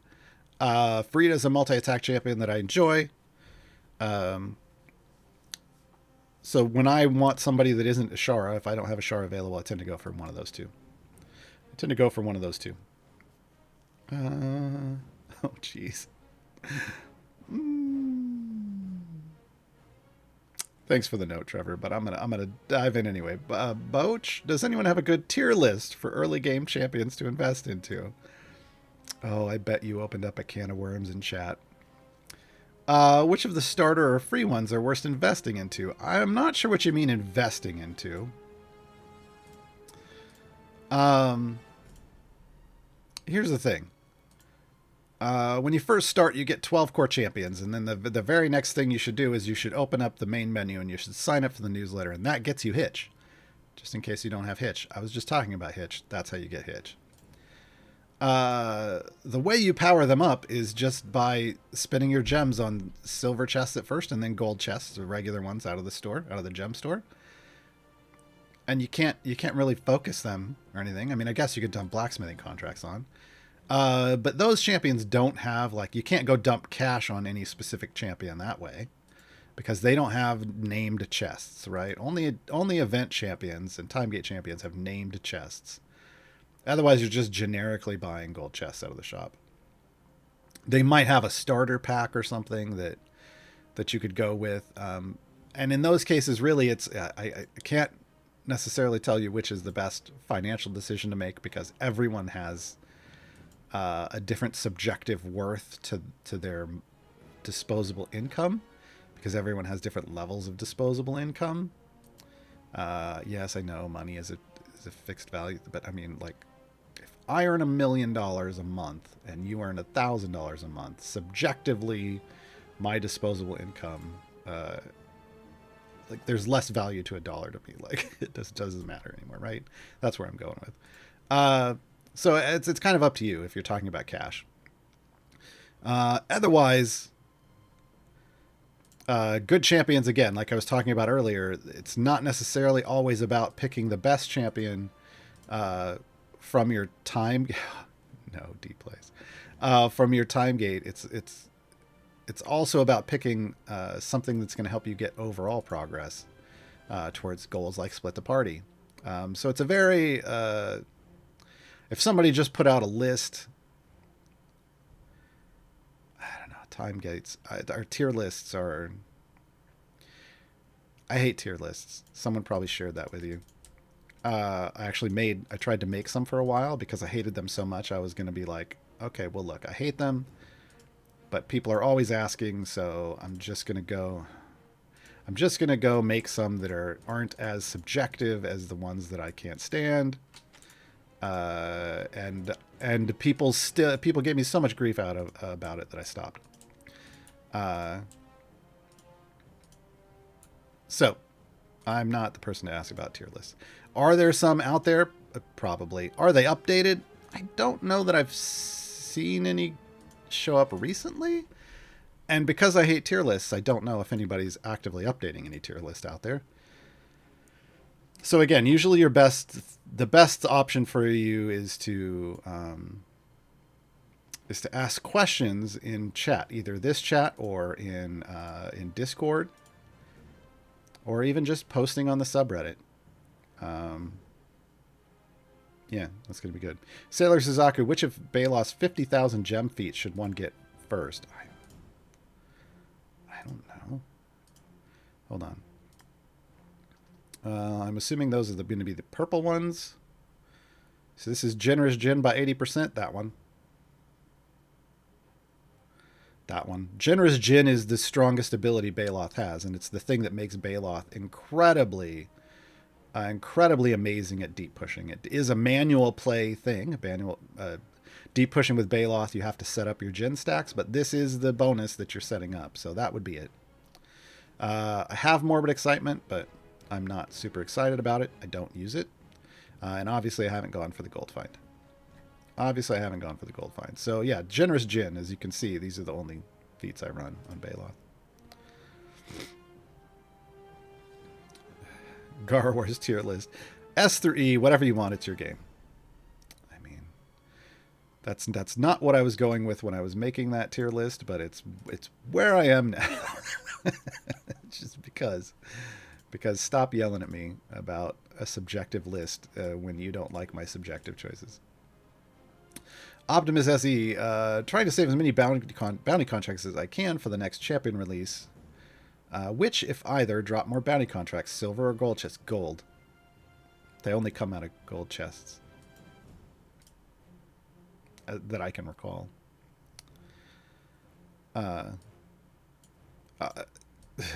Electrums drop tiny bounty contracts, but you want golds.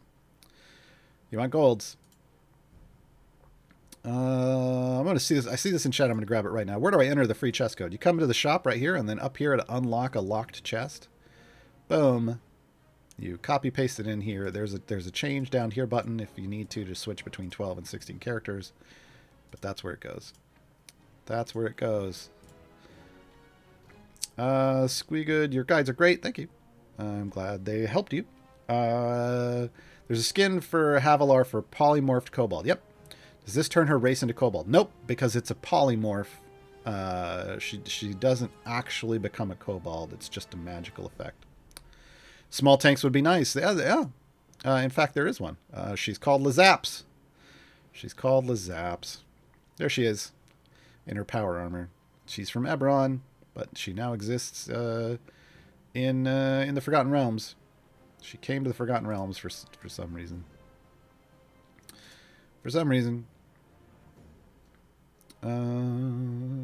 Nameless, what's your Briv item level to skip 5 levels every level? I don't know what 5 is. Oh.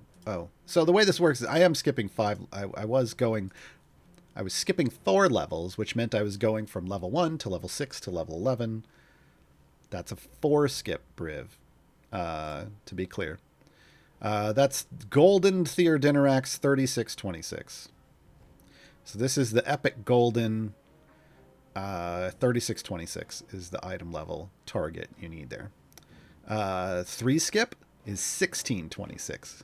Epic Golden, 1626. I had to go up 2,000 levels to get to guaranteed 4-skip. Valdemar Night Road. We got about 15 minutes left, folks. If you have more questions. Valdemar Night Road. Do saved formation persist after events end? Yes.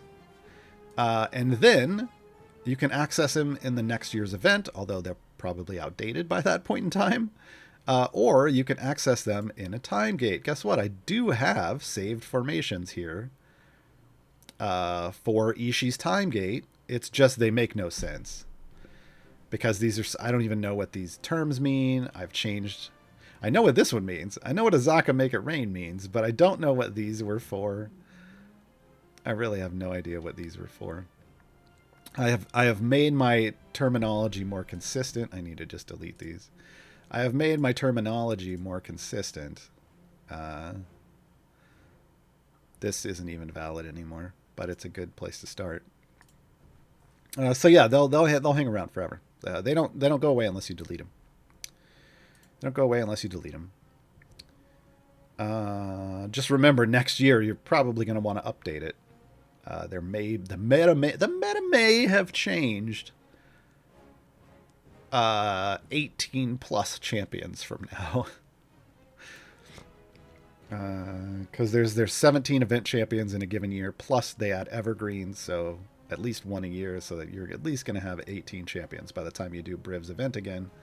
Oh, and Briv won't even be available next year. Oh, womp womp. Folks. Strix was year 1. Rosie was year 2. They're both time gate champions. Briv was year 3, which means next year Briv isn't going to be in this event. Briv, after Monday, Briv is a time gate only champion. So you want to see the time gate popularity list change? It's going to be Briv. Briv's going to end up on it. Probably stay there. Alindra and Tatiana will return with whatever new champion they create next year. But your Briv formations will be there for your time gates. Kitty McSparkles, been watching you since I started. You've been amazing. I'm glad you've found me helpful. I'm just short of my 1,000 area goal. Nice. What's the best time gate to hit it? Ooh.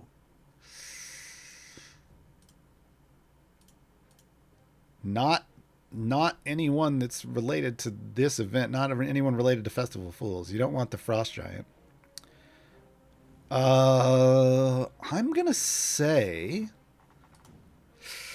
I don't know if this is accurate, but here's the way. I've got 4.5 years of game in my head now, and I'm trying to remember if this has changed or not. And I can't remember.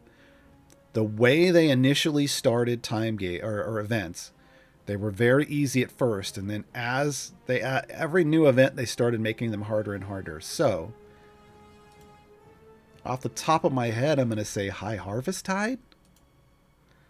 Like, do a time gate for a champion from High Harvest Tide. That was the very first event.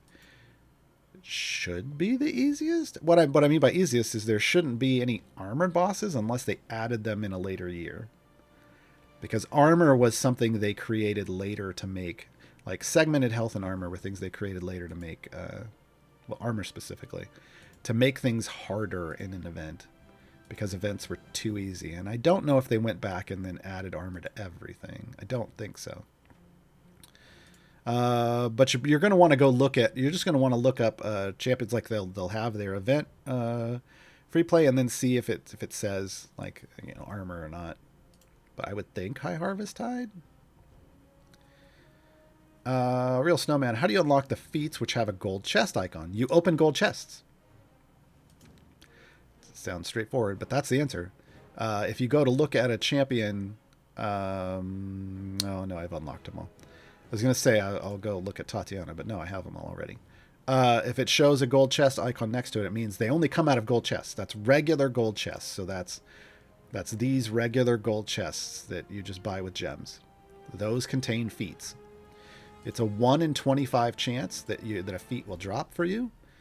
And there's no pity timer. So you could open a 500 and not get a feat, but usually you're going to get them fairly often.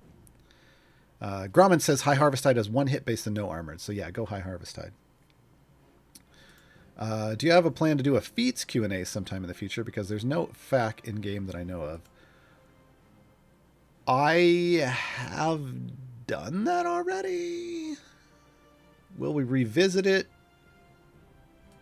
At some point, I'm sure. But for now, probably hit up the CNA Games YouTube and look for Gaarawarr's Guide to Feats. I really just talk about them in a general sense. Again, I don't go through and tell you these are the best feats in the game and this is what I don't. I tell you how to make good decisions when you're choosing your feats and which ones to go for. But yeah, so basically there's 3 ways you can get feats. 4 ways you can get feats in the game. One is 5 ways you can get feats. The first is they just you get some default with a character based off what type of character they are, like what their roles are. Second is spending gems on them, right? 12,500 is the normal amount. Third is opening gold chests and getting them out of gold chests randomly. Fourth is the cash shop. There are times when there are feats available for purchase, like this weekend's Raven Queen's weekend. The bonus with chests includes a feat for Havilar. However, there's a follow-up on that. Whenever they put a cash feat in the game, it also appears as available for purchase for 50,000 gems. So that's another gem feat, but it is available for cash, so you can get it whichever way is easier for you. And then finally, there are some feats available in the patron shop. There's some feats available in the patron shop.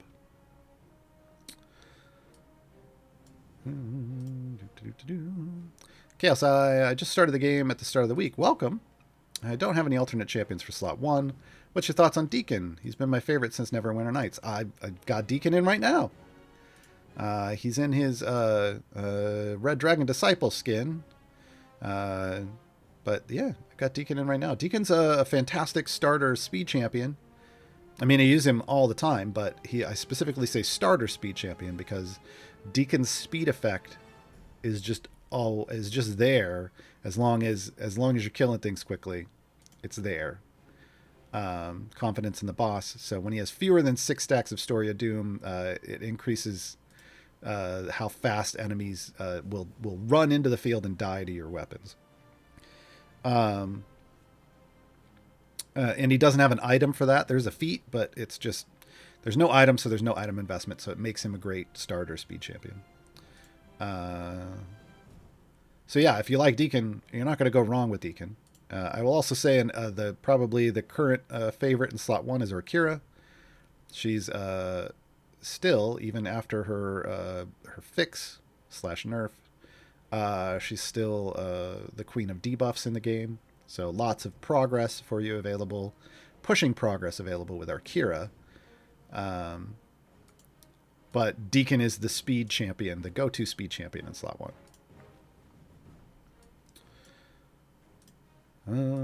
Joan of Arc. I just unlocked Modron automation. Nice.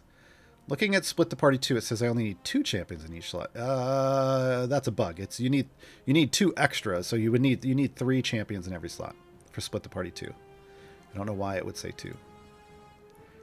You do for Split the Party 2, you do need 3 in every slot. So I don't know if they just phrased it differently. Like, I can't go look and see because there's no Split the Party 3 for me to check. But yeah, 3. FR Larry, I notice you have 2 more blue tabs under your gold and DPS menu than I have. How do you get the fan and the anvil? This isn't a fan. I like that, though. Tiamat would probably be angry at you.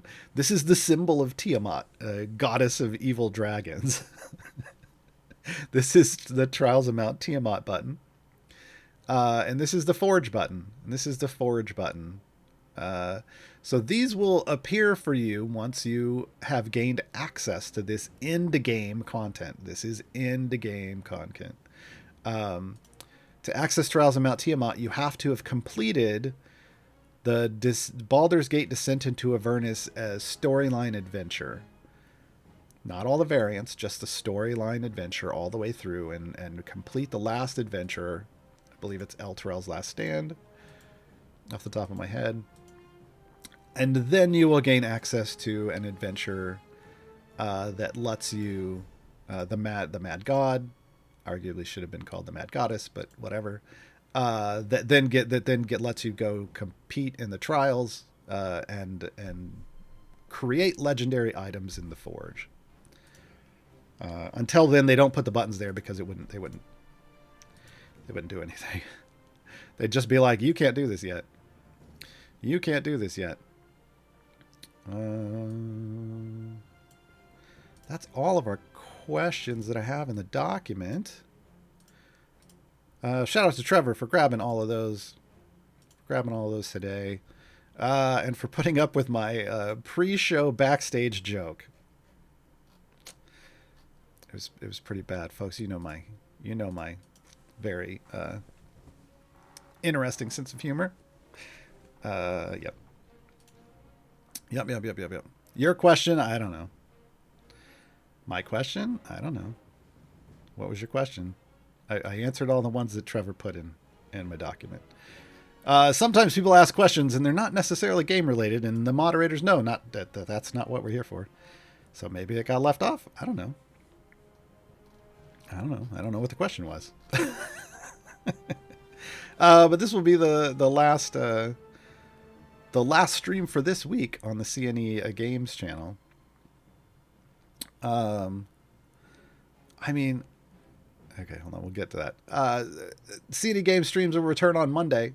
And Monday night is the finale of Idle Champions Presents Court of the Raven Queen, with special guest appearance by Jeremy Crawford playing Vi.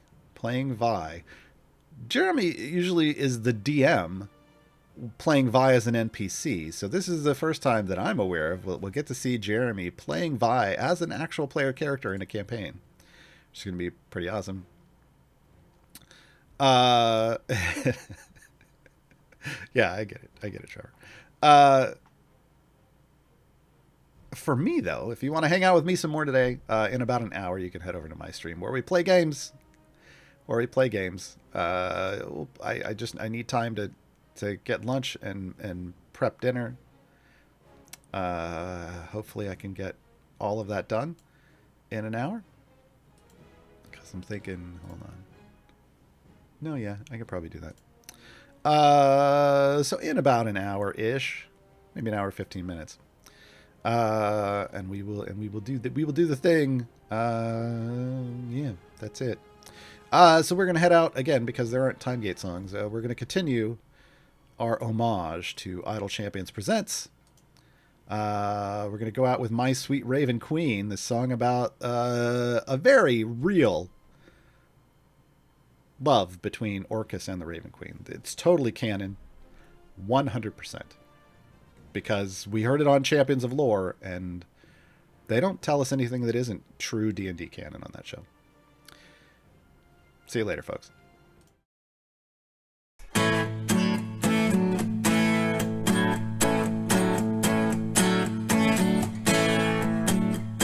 I was summoning an army of dead while you were feeling mortal hearts with your dread. Then I looked into your eyes and I knew we had to be together. Is our hatred just mistaken love? Our fighting merely passion and lust? Then you gazed into my soul and we knew that we could roll forever. Secret lovers undercover on the lands of hell. You know I miss your sweet kiss when I'm in the abyss. Why don't you come out of the shadow and veil? My sweet sweet raving queen, you're the one I wanna be with tonight. We make a show of fighting face to face, but tonight I only want your embrace. You made my dead heart beat, and you trapped me with a feather. Let me put my wand to the side, and behind that mask where you hide, we will gaze across our time and know it's yours and mine, treasure. Secret lovers undercover on the land of hell. You know I miss your sweet kiss when I'm in the abyss. Why don't you come out of the shadow and veil? My sweet raving queen, you're the one I wanna be with tonight. None of them can see what you're worth, don't understand you the way I do. I've seen the pain beneath, and it's one that I will release for you. Sweet secret lovers undercover all the lands of hell. You know I miss your sweet kiss when I'm in the abyss. Why don't you come out of the shadow veil? My sweet raving queen, you know I really mean it. My sweet raving queen, I know that you believe it. My sweet raving queen, you're the one I wanna be with tonight.